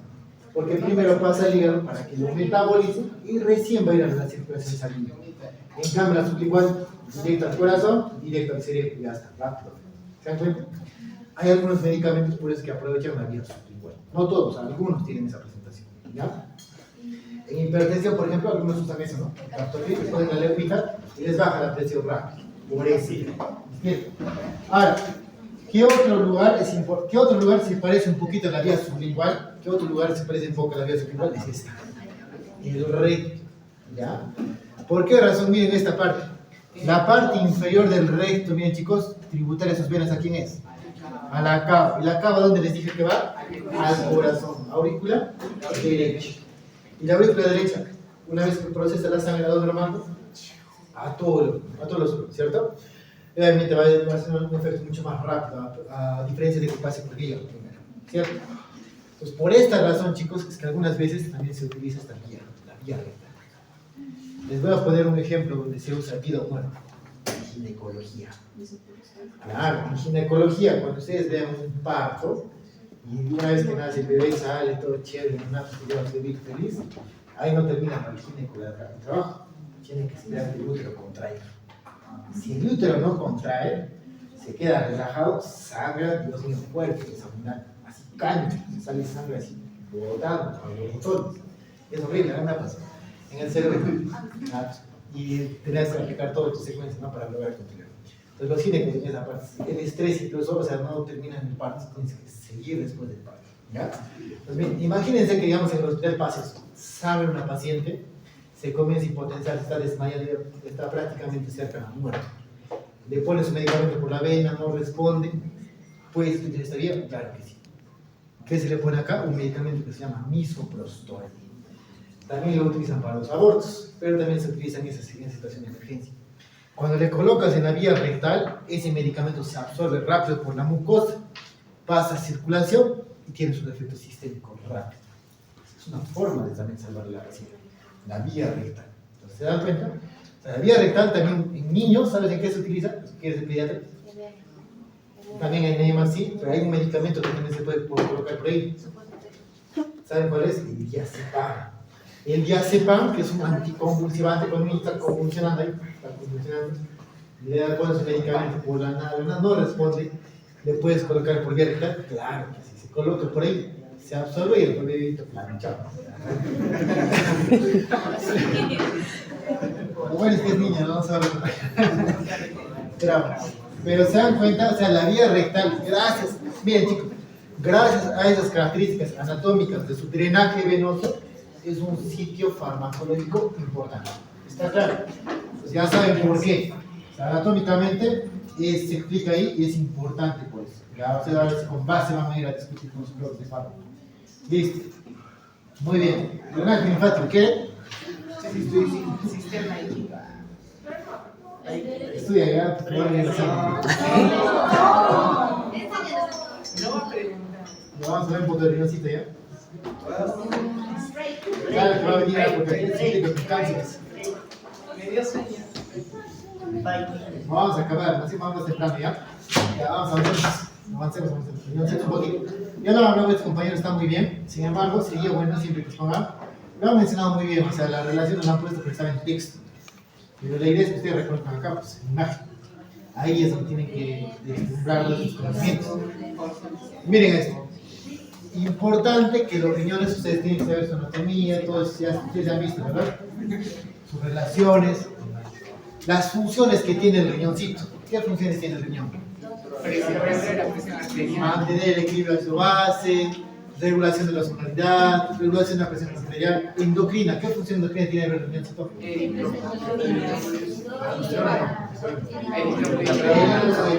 Para la vitamina D.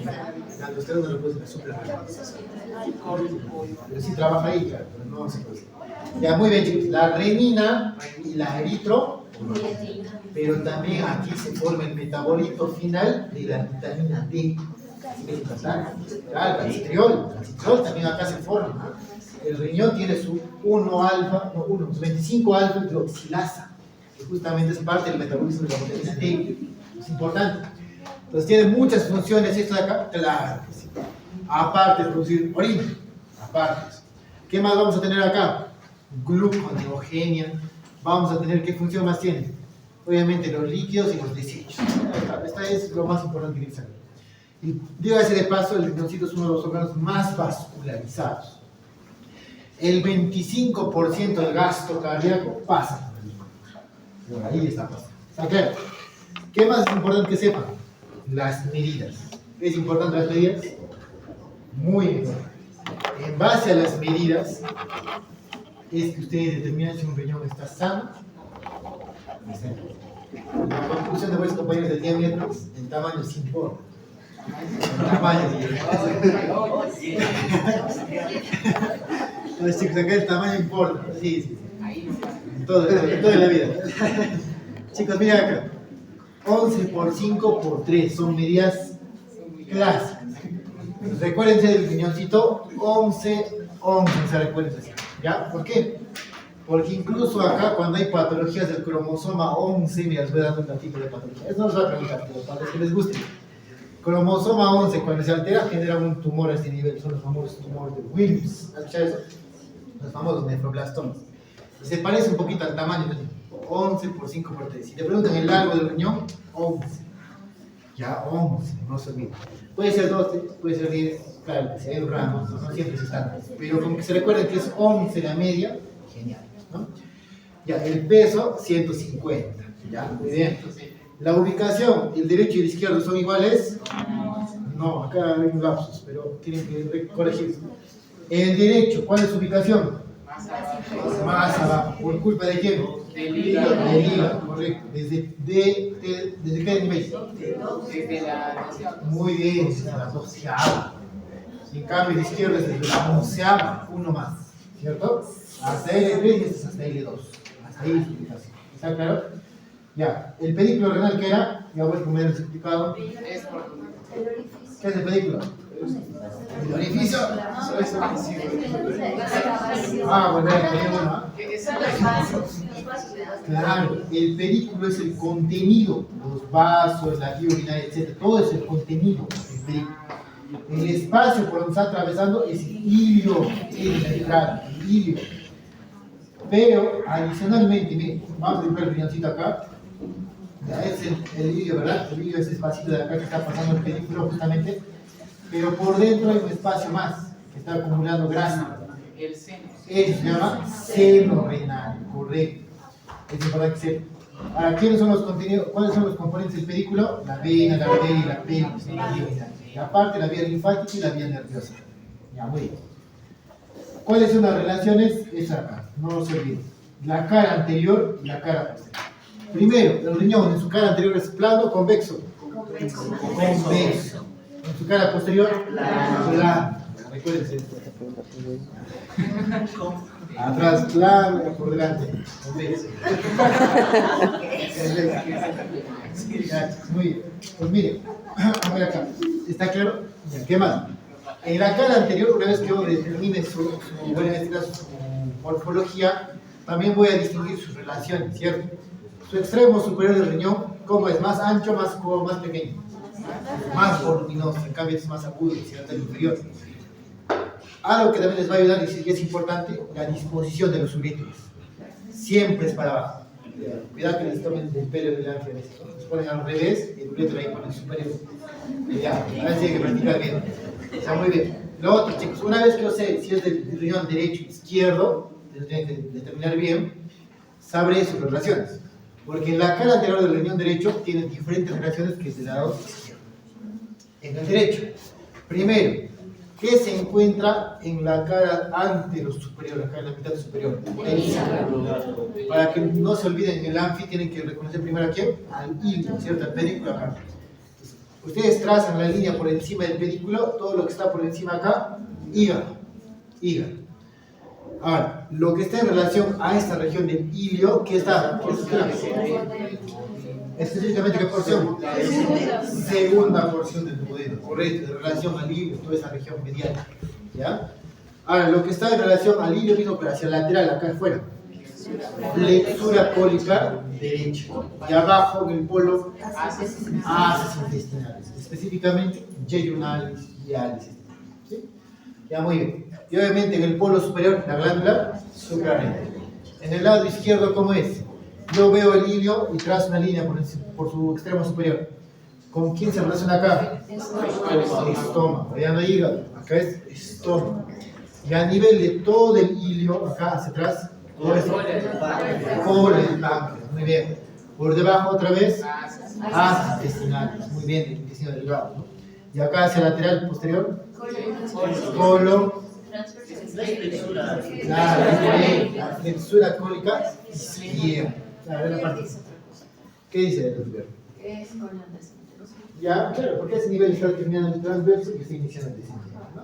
Bueno, algunos lo toman como flexura cólica izquierda, también acá como dice, colon descendente. ¿Vale, ambos? Vale, es vale. Se relaciona ese nivel, es correcto. Y acá arriba bien, si acá estaba la flexura cólica izquierda, también llamada flexura esplénica, ¿quién está por encima mío? El vaso. Por eso, ¿no? Por eso se llama flexura cólica izquierda, porque acá está haciendo el colon descendente. Vale, vamos a ir atrás. Vale, es correcto, no hay problema. Se justifica. Y tiene sentido, ambos, no tiene sentido. Está claro así, ¿no? Muy bien. Esa es la cara anterior. Ahora en la cara posterior, ¿qué vamos a ver? Es más planito, ¿cierto? Acá vamos a ver sus relaciones con quién, con las costillas y el diafragma. El diafragma está llegando en forma de cúpula, ¿cierto? Entonces, obviamente, toda la mitad superior, diafragma. ¿Y qué costillas en el lado izquierdo? 12, 11, ¿cierto? En el lado derecho, solo 12. Muy bien. ¿Y la parte inferior cómo se dispone? En 3 columnas, ¿no? El que está más medial, psoas, el intermedio, cuadrado, y el más lateral, transversal, la fascia transversal. Muy bien. Es, claro, ahí está, ¿no? Esas son las relaciones del riñoncito. El de atrás es más fácil, el de adelante un poquito que se complica. Pero no, véanlo de la forma fácil, practíquenlo y tomen el clavo. ¿Ya? Chicos, lo siguiente. ¿Cuáles son los medios de protección del riñón? El riñoncito, obviamente en esta capita, ¿qué capa es? El peritoneo parietal. Muy bien, este sería el peritoneo parietal. Todo este espacio de acá sería el retro peritoneo. Miren cómo está la aorta bien bonita. ¿Esto qué sería? Vena cava. La vena cava es la aorta, ¿qué lado es este? Derecho, porque la cava está hacia el lado derecho, que es la de la aorta. Está medio raro. ¿Está raro? Acabó el día. La cortaste desde atrás. Está rebanado. Pues miren, chicos. Primer dato. Acá estamos viendo qué músculo sería este de acá. Transverso. ¿Qué es este de acá? Oblicuo interno. Oblicuo externo. Muy bien. ¿Qué músculos son estos? Erectores de la columna. Correcto. Miren, chicos. ¿Qué es el músculo transverso? ¿Cómo se llama esta fascia que está acá? Correcto, la fascia transversal. Y de la fascia transversal, miren, va a haber una extensión de tejido conectivo que va a justamente convertirse en su envoltura de ¿quién? Del riñoncito. Bien. Entonces, esta fascia, ¿cómo le vas a llamar? Fascia renal. Fascia. Esta fascia renal, miren, por fuera, entre la fascia renal y su hoja posterior y la lámina transversal, vamos a encontrar un espacio cubierto con grasa. ¿Cómo se llama este espacio? Pararenal. Y lo que está dentro de la hoja es perirenal. Son diferentes. La grasa perinéfico perirenal es lo mismo.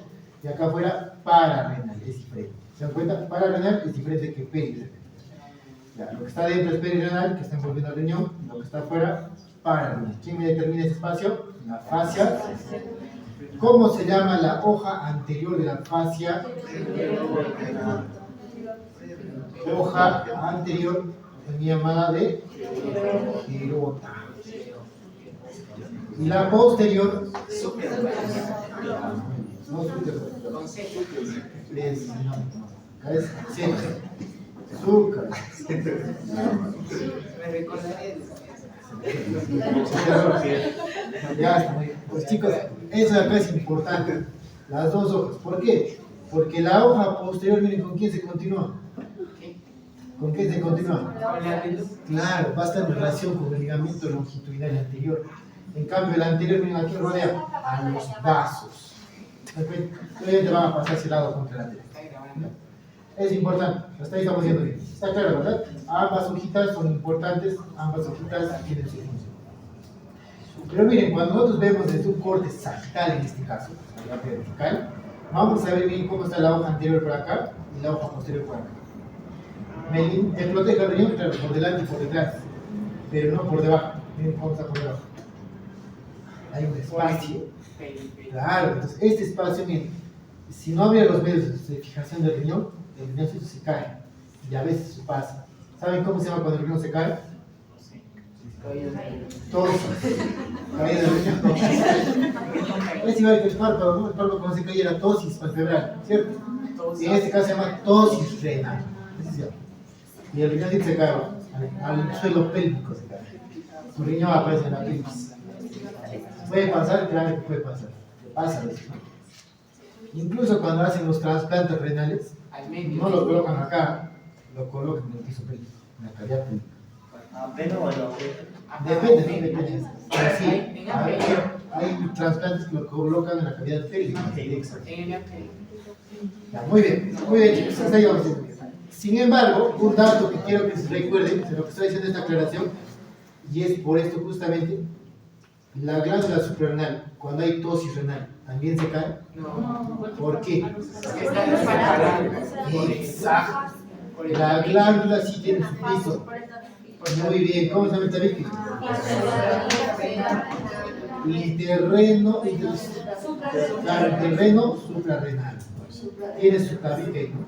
Claro, muy bien, depende de la literatura, pero justamente me separa el riñón y la glándula suprarrenal. Y es importante, que cuando se cae solo el riñón y la glándula se queda en su sitio, fijo. Ya, eso es importante que recuerden. Siguiente concepto. A ver, más.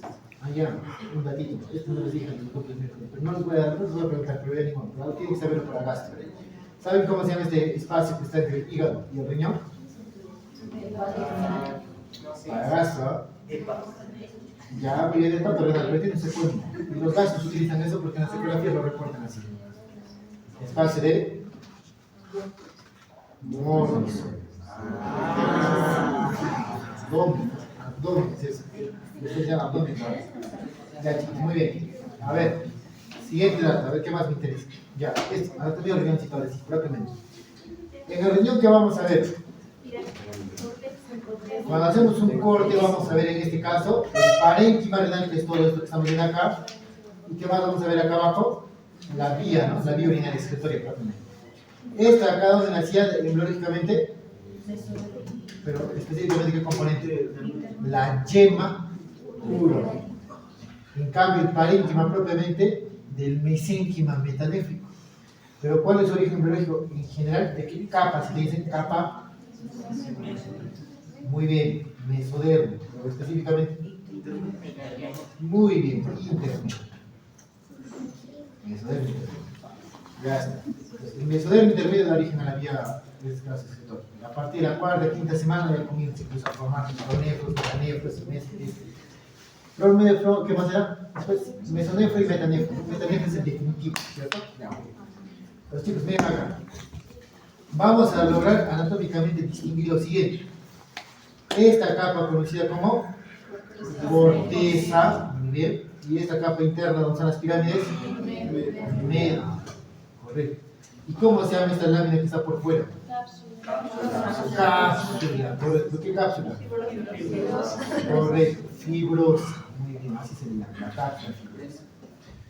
Y por encima está la grasa perirrenal, y por encima la fascia renal. Eso, no confundir cápsula fibrosa con fascia renal. Ya. Muy bien. Siguiente dato. ¿Cómo se llaman estas prolongaciones de la corteza hacia adentro?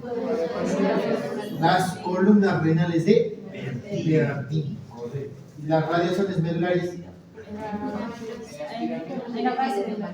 ¿Cómo se llaman? Radiaciones medulares de...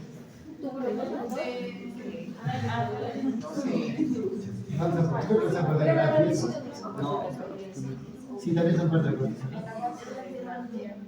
¿Tuvo los colectores? Columnas renales y radiaciones medulares, eran dos. Las columnas renales son este tejido de acá. En cambio, las radiaciones son estos acá mismo.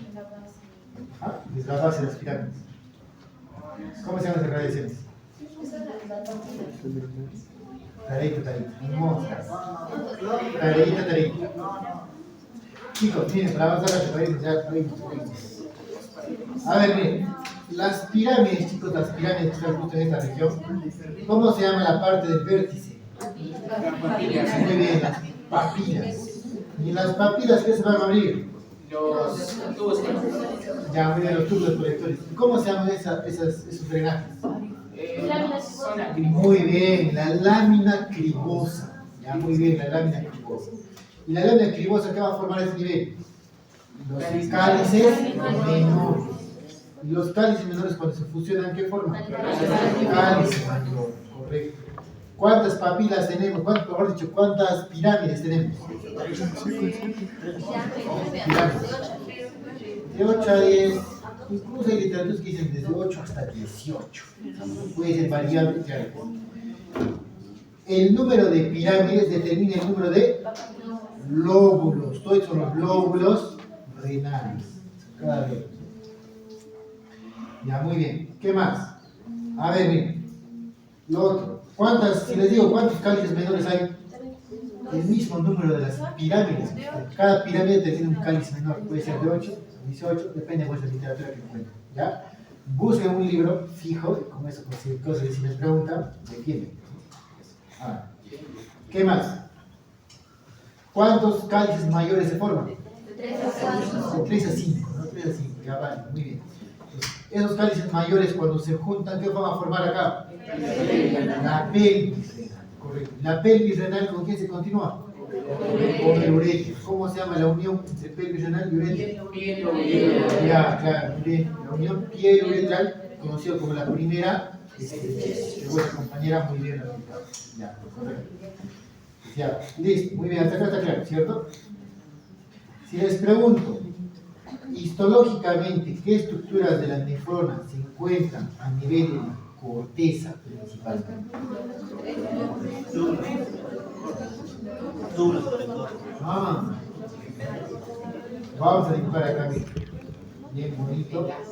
Lo va a ver así. Así más o menos la nefrona. Así más o menos se ve la nefronita, histológicamente acá. ¿Y saben qué es lo que predomina? Muy bien. ¿Saben qué es lo que predomina la corteza? Los glomérulos. Esos son los que van a predominar en la corteza. En cambio, la porción tubular, ¿dónde va a estar? En la médula. En la médula. Entonces, si ustedes se recuerdan la fisiología de la nefrona, ustedes vieron que a nivel del glomérulo existía una famosa membrana basal, que estaba delimitada por podocitos y también muy capilar. ¿Qué tipo era? ¿Cómo se llaman los capilares? Fenestrados, muy bien. Que a su vez estaban formados por dos tipos de arterioles, ¿correcto? Las arterioles aférentes que llegaban formaban todos esos ovillos capilares y luego sería la arteriola de frente, el glomérulo, ¿no? Y acá estaba su famosa cápsula de Bowman y todo, ¿cierto? Su túbulo contorneado proximal, su asa de Henle, su tubo contorneado distal y su túbulo colector, ¿cierto? Cada porción tiene sus funciones específicas. Cada porción tiene sus canales específicos. Pero la primera porción del glomérulo, en este caso, ¿cuál era su función más importante? Filtración. Eso, ahí produce la filtración. En cambio, en la parte tubular, ¿qué hace? Excreción y reabsorción. Correcto. Entonces, eso sí se recuerda, ¿no? Muy bien. Entonces, incluso en el asa de Henle había un canal acá. 2 sodio cloro potasio. ¿Se recuerda? Esos canales de acá del asa de Henle es importante, ¿por qué? Porque a ese nivel, como hay canales de sodio, cloro, potasio, etc., ahí que se hace, se concentra en cierta manera la orina, se absorbe agua, se elimina solutos para generar concentración. Y en líneas generales, ¿saben cómo se llama ese fenómeno fisiológico que se da en la médula? ¿Cómo se llama el fenómeno? Fenómeno contracorriente. ¿Por qué? Porque bueno, en este caso, esa excreción, esa reabsorción genera, ¿qué cosa? Genera un tránsito de soluto, en este caso, gracias a la gradiente que se genera, ¿cierto? Gracias a la gradiente, todo eso por el fenómeno de gradiente en este caso. El fenómeno contracorriente es lo que sucede en el nivel de la médula, que en otras palabras es la reabsorción. ¿Ya? ¿Está claro? En cambio, en la corteza lo que sucede, si les pregunto en la corteza, ¿qué fenómeno fisiológico funciona? Es la filtración. Eso en líneas generales. ¿Tienen que saber? Claro. ¿Por qué tienen que saber esto? Porque cuando ustedes hagan una ecografía renal, van a medir la corteza y van a medir la médula. Si en un paciente ustedes ven que la corteza se ha adelgazado, probablemente tiene una enfermedad crónica que está repercutiendo en la displasia. Si en cambio el compromiso desde acá, el problema va a ser en relación a la absorción, que es el fenómeno contra. Esos dos tienen que saber sí o sí, es básico. Y los canales, ya, pues esa parte difícil, ¿no? Tienen que estudiarlos. Entonces, eso acá es importante. ¿Está claro? Entonces, anatómicamente, la corteza con la filtración y la médula con el fenómeno contractivo. Porque a nivel de la médula que encontrábamos, la parte tubular, el asa de Henle, por ejemplo, el túbulo colector, por ejemplo, ¿cierto? Entonces, eso es importante. Y miren la vascularidad, chicos, ¿por dónde va? ¿Va por la médula o va por la corteza? Por las columnas corticales, ya la corteza primero. ¿Por qué va primero la corteza? Porque en la corteza estamos los médulos. Y ahí tiene que empezar recién todo el fenómeno para que recién después vaya a los túbulos. Ahora entienden por qué sucede esto. Por esto, chicos. Por eso tienen que mezclar física y anátomos. Por eso. Entonces, ¿está claro? Entonces, repasemos eso. ¿Cómo se llama esta arteria? Ahora, ¿cómo que ahora, chicos? Renal, muy bien, la arteria renal. La arteria renal va a tener sus ramas a ese nivel, dos ramitas. ¿Cómo se llaman las ramas? Correcto, acá está, ¿no? Acá está. La arteria renal se ramifica en dos: en la prepiélica y la retropiélica. También llama rama anterior y rama posterior. Fácil, ¿no? En relación a quién? A la pelvis renal, por eso piélica. Prepiélica, retropiélica. ¿Se entiende? La prepiélica está delante de la pelvis y la retropiélica por detrás. Una vez que se dividen los dos troncos, estas ramas a su vez, ¿en quiénes van a dividir? Segmentales, correcto. Para eso recordar cuántos segmentos tiene el riñón. 4, 5, ¿no? ¿Cuáles son los segmentos del riñón? Anteriores. Va a haber uno que se llama superior, va a haber uno inferior. Luego va a haber uno anterior, que se parte en dos, superior e inferior. ¿Se entiende? Superior e inferior, anterior superior, anterior inferior. Fácil. Y atrás, ¿qué veo? El segmento posterior. Fácil. Eso. 5 segmentos. Entonces, ¿cuántos segmentos voy a tener? 5 de forma como clásica. ¿Puede haber variantes? Sí hay variantes. Así que es un bien curioso. ¿Ya? ¿Cuáles son las segmentarias? Miren acá. Va a haber una segmentaria superior, va a haber una segmentaria anterior superior, anterior inferior, va a haber una segmentaria inferior. Y atrás va a la segmentaria posterior. Y ahí viene la segmentaria. Y una vez que se forman las segmentarias, ¿qué arterias vamos a ver? Cuando se meten, eso es un dato mismo, como les decía, cada pirámide que formaba con su corteza más un lóbulo. Entonces, si el vasito se va a meter entre las pirámides, entre las columnas de Bertin ahí, se mete por ahí, ¿cómo le llaman esa arteria? Interlobular o interlobar, como quieran, vale, porque está entre los lóbulos de las pirámides, interlobar. Y cuando llega a la base de la pirámide, ¿cómo se va a llamar? Se nota, ¿no? Como gira y así como un arquito. Arqueadas, o arciformes o arcuadas. ¿Qué llaman? Lo mismo, acá está, arciformes. Una vez que se forman las arciformes, vienen unas pequeñas ramitas que se van hacia arriba, hacia la corteza. Interlobulares, que es más pequeño, lobulillo. Ese era el lóbulo, ¿no? Lóbulo. La va arriba, lobulillo, la mueve. O corticales también se llama. Una vez que se forman esas, van a nacer ¿quiénes? Las radiadas. Corticales radiadas, ¿no? Ya, muy bien. Las radiadas van a dar origen ¿a quién? A la arteriola glomerular. ¿Y quién les dijo que era la arteriola glomerular? Exacto. De las radiadas van a nacer la aferente. Y la aferente se mete para formar el ovillo del glomérulo. ¿Y quién nace de acá? ¿Una vénula? No. Nace otra arteriola. ¿Quién? La eferente. ¿Y la eferente cuál es su función si es la arteria? ¿Va a irrigar o no? Sí, irriga. ¿A quién? Acá. A los túbulos. Por eso es importante que sepan, chicos, histología. Es histología de mí.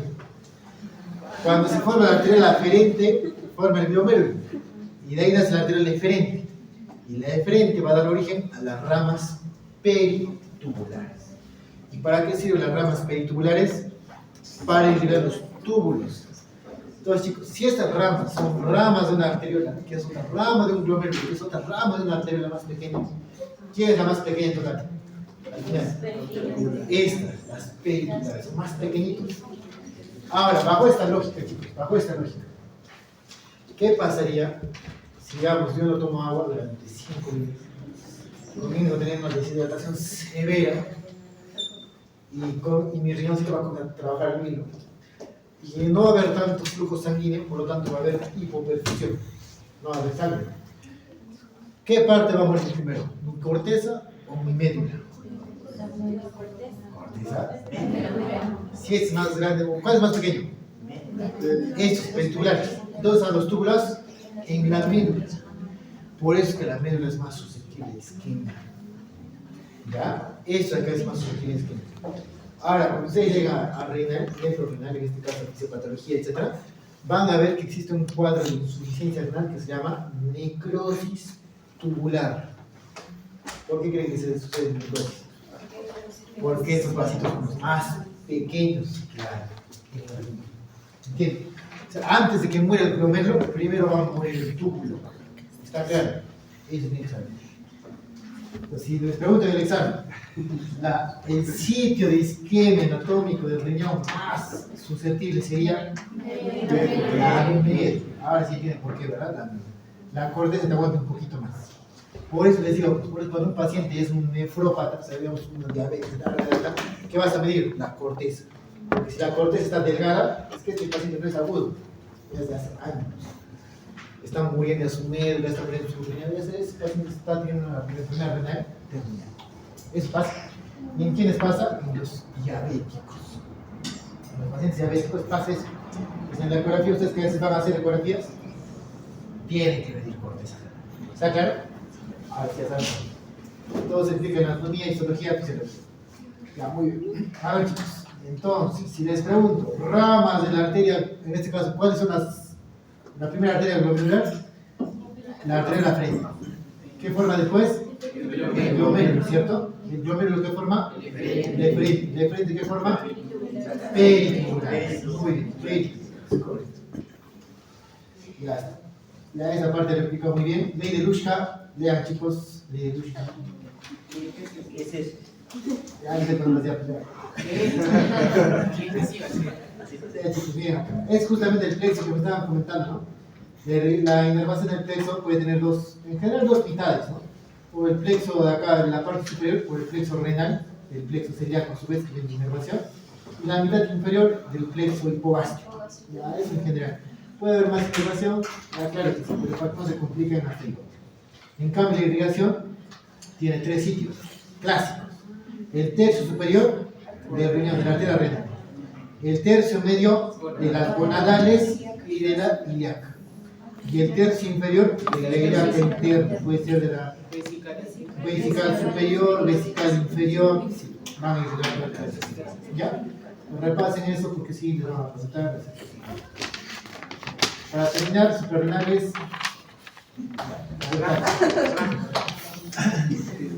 Suprarrenales, ¿qué tienen que saber de esto? Uno, las diferencias anatómicas, ustedes tienen que saber. ¿Qué morfología tiene el lado derecho? Piramidal, triangular, correcto. En cambio, el lado izquierdo, semilunar, como un gorrito, ¿no? Un gorrito. Ya muy bien, es diferente, no la vamos a corregir. Y otra cosa más importante, su vena del lado derecho, ¿dónde desemboca? En el lado izquierdo, a la vena renal izquierda. Su drenaje es diferente. Su irrigación.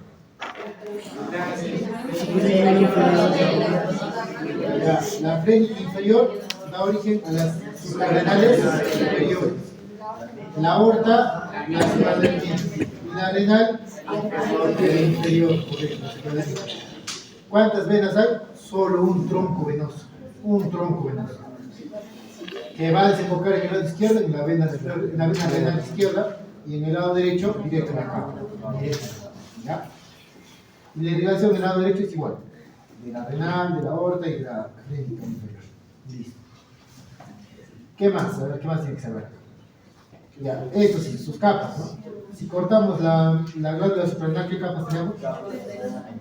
Corteza y médula. La médula, esto me interesa, tiene una función peculiar con el sistema nervioso. ¿Qué función es esa? Ya, muy bien, es parte del sistema simpático. Y como buen simpático, ¿qué produce? Catecolaminas. ¿Son derivados de qué? Bioquímica.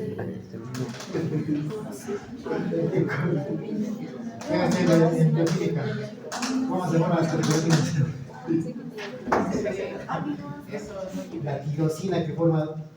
Claro, son derivados de la tirosina. De la amina de tirosina. Ya muy bien, las catecolaminas son tres en realidad. ¿Quiénes son? La adrenalina, la noradrenalina, o norepinefrina también llamada lo mismo. ¿Qué más? La dopamina, pero en este caso la dopamina no tiene nada que ver. Las que destacan son esas dos. La adrenalina y la noradrenalina.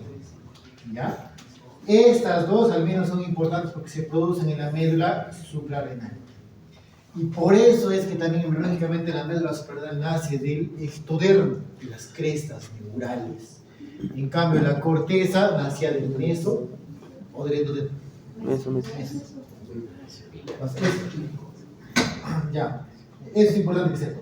Por lo tanto, si les pregunto, la inervación de la médula suprarrenal, ¿de quién depende?